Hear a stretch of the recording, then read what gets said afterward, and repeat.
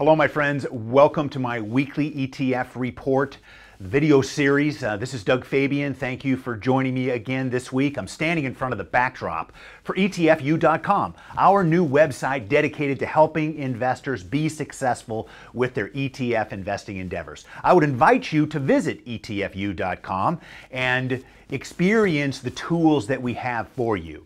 My educational video series, my weekly podcast, the articles that are posted each week at etfu.com, all dedicated to your success in ETF investing. Now, one of the most beneficial aspects of exchange-traded fund investing is all that is offered in the world of international investment opportunities through exchange-traded funds. And I know many investors are always looking for new opportunities. I believe, as I have looked at individual portfolios and had one-on-one conversations with people, most people's portfolios are U.S. stock market centric, meaning most of their exposure is to U.S. stocks, and they don't have that much exposure to international stocks. This makes some sense because over the last 5 years, the U.S. stock market has been one of the top performing stock markets in the world. That's not always going to be the case. And I would encourage you to start getting more involved in international investing, and I've got some ideas for you today. Before I get to that, let me take you around the world and share with you some charts of different regions of the world so you can kind of see what I mean when it comes to opportunities around the world using exchange-traded funds. First, we have a chart of VT. This is the Vanguard Total World Stock Market ETF. Everything from China to Germany, Australia to Canada, US included, is represented in this exchange-traded fund product. As you can see, the trend in VT was up for most of the year. We did have a dramatic correction along with the US stock market in the September-October timeframe, and VT is back above its 200-day average, but it is not at new highs. The next chart is VTI. This is the US total stock market ETF. It had a significant correction, about 9%. During the months of September and October, and we've gone back to new highs as of this recording. And then let's go to some other regions of the world. Next, let's look at Latin America. The ticker symbol ILF. This represents countries like Brazil and Argentina. You can see that the Latin American countries underperforming. They have fallen off a cliff relative performance to the rest of the world, or certainly to the US, and they're not performing well right now. Next is Europe. IEV is the ticker symbol. European stocks also performing poorly. Both Latin America and Europe below their 200-day averages, below their 50-day averages, and no new uptrend is emerging. Now, let's move on to India, the ticker symbol INDY. You can see India stocks are on their highs, and the Indian stock market is the top performing stock market in the world so far this year.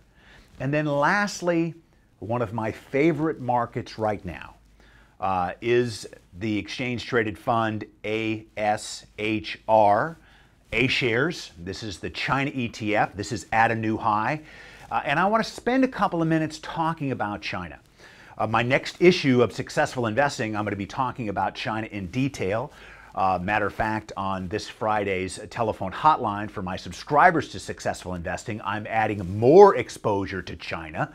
And let me explain something that's happening that's very important for the trends in Chinese stocks. Next week, the Chinese government is implementing a new program that opens up the stock markets in China to more investors around the world. Historically, the A-shares of Chinese companies were available only for Chinese nationals and for certain companies that had a special license to give them access to that market. On Monday of next week, the markets are going to open up and allow much more freedom of movement of capital and outsiders to be able to invest in China companies.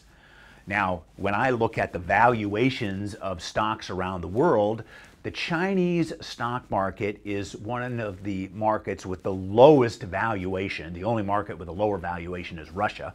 But the Chinese stock market, especially the A shares, have a valuation, a PE ratio of 8.6 right now. Compared to the US, where the PE ratio is 18, there is real value in China stocks. Right now, Chinese stocks are 60% below the levels that they had reached in 2007. Now, the China stock market has been up this year, but not dramatically.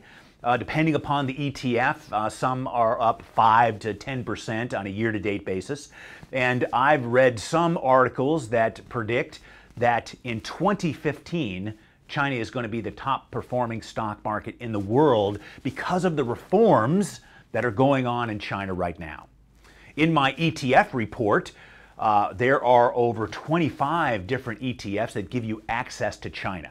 So if you're looking for a new investing idea, I believe that the Asia region, India, China, Japan, there are many countries, of course, in Asia, the growth potential much better in that part of the world compared to what's happening in Latin America, compared to what's happening in Europe. And I'm going to be doing a lot more discussion about China in my newsletter and in my videos and the like. But I wanted to give you an investing idea that you could put to work this week as a part of my weekly video. So this is Doug Fabian. If you would like to subscribe to my newsletter, Successful ETF Investing, my publisher has a special offer for you. And remember that the next issue is going to be all about China, and I hope you'll join us. Until next week, thanks so much for tuning in.